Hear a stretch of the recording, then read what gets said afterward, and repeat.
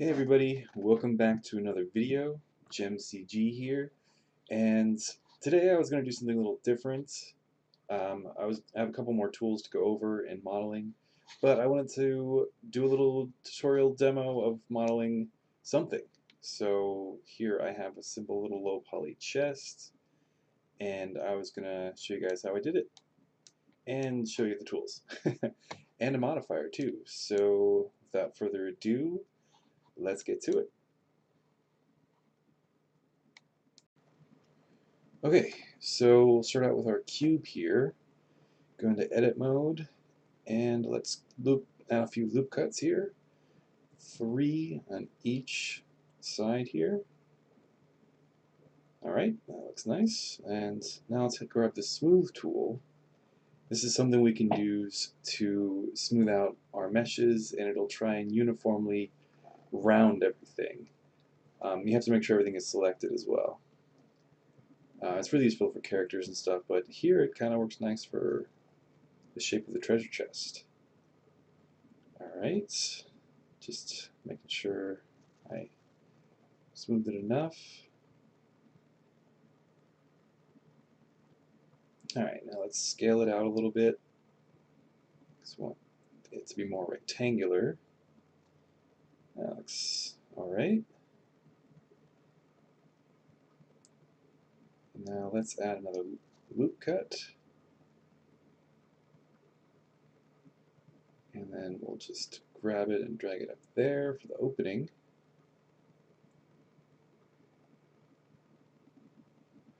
And we don't really want the bottom to be exactly like the top. We want it to be a bit flatter. So let's select all of these verts down here and just scale on the Z until it's flat.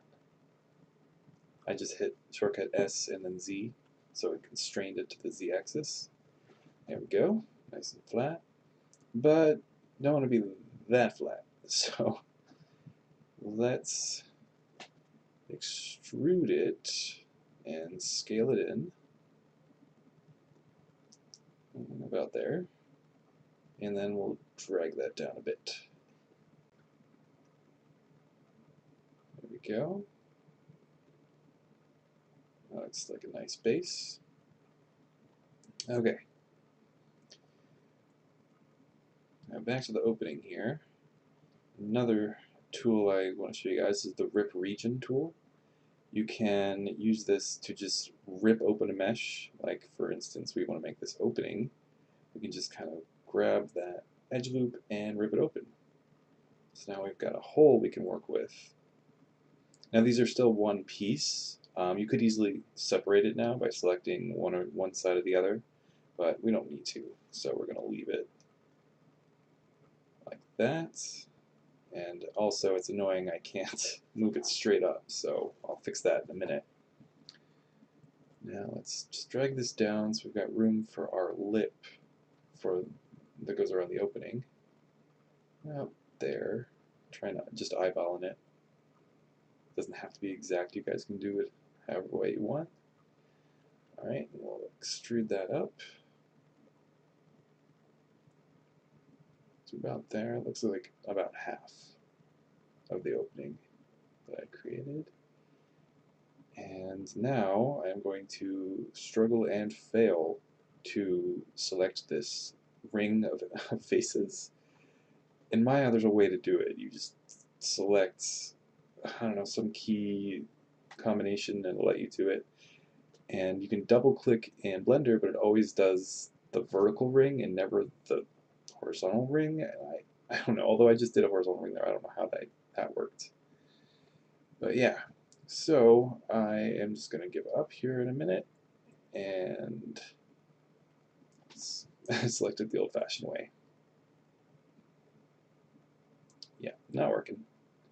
So let's go into orthographic mode so that everything is uniform, and then just box select all those faces.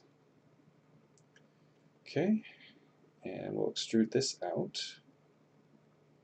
I hit E to extrude, and then I right-clicked and then hit scale. so that it's nice and uniform out. Although I feel like the edges are a little further out than the front and back, so I'm going to scale those in a bit. Could just be a perspective thing. Well, it's an orthographic, so it can't be. I don't know. It looks weird. Okay, that looks better. Now, I'm going to select all these faces again, and Shift D to duplicate. And then I'm just going to drag that up, so we have the lip for the top, or the lid, like that. And I'm not going to get them exactly on top of each other, I'm just going to eyeball it. Because actually it would probably look better if it's not perfectly together, just because of the shadows that can get in there and ambient occlusion stuff. Yeah, that should be good.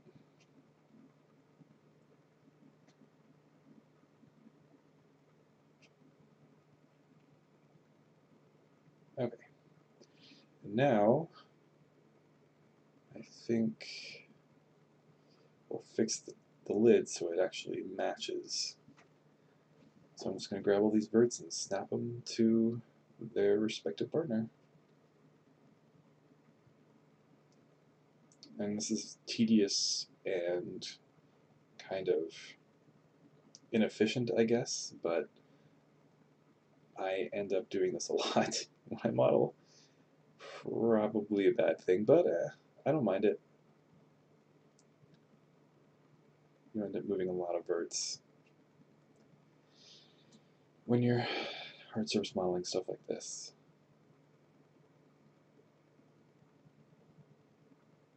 Okay, just a few more, several more really.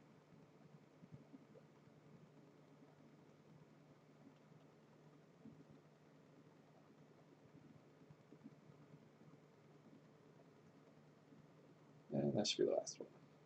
Okay, so now it's all snapped into place. Kind of have the basic shape here, looking pretty good. Let's make sure didn't do any extrusion mistakes, which I did the first time I was modeling this. This is like the third or the fourth time. Alright, now I want to make these edges a little prettier, so let's select all my edges that I want to bevel. Yeah, because I think I've said this before, but everything looks very CG when you have these perfectly sharp corners and edges. So if you can get rid of those, make, even, you don't have to make it like perfectly round or anything, like add all these segments, but just one segment so the light can kind of catch on that edge. That makes a huge difference in the realism. And I mean, this is low poly, I'm not going for a photoreal or anything, but suspension of disbelief, so it'll still make it look better.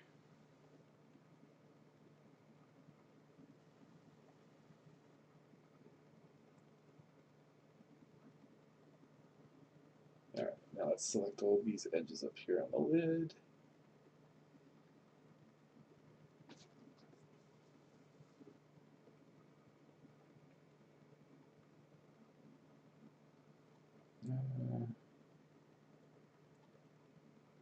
Oh, that's why.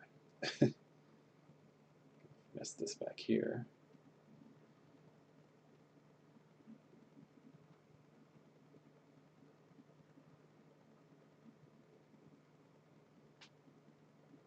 Very good.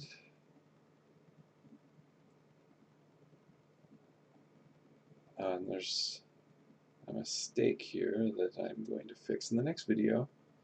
It's not obvious. I recorded myself modeling and I'm talking over it. Finding that easier.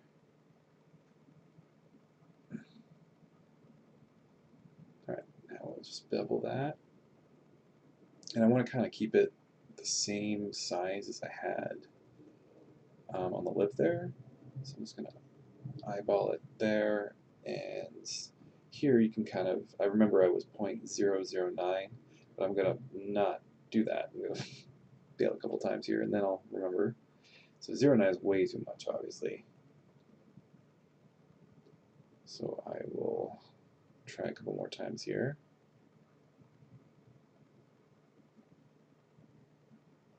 Let's go down like that, there.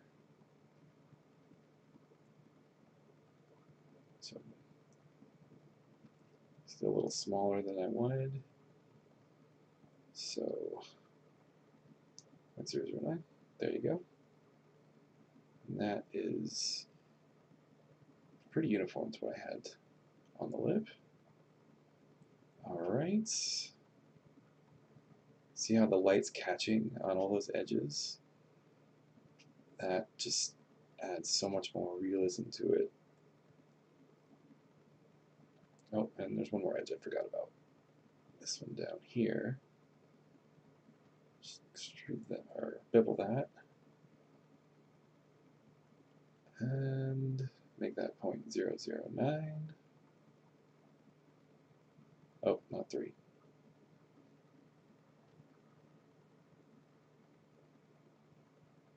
There we go. Alright, so now they all look about the same width.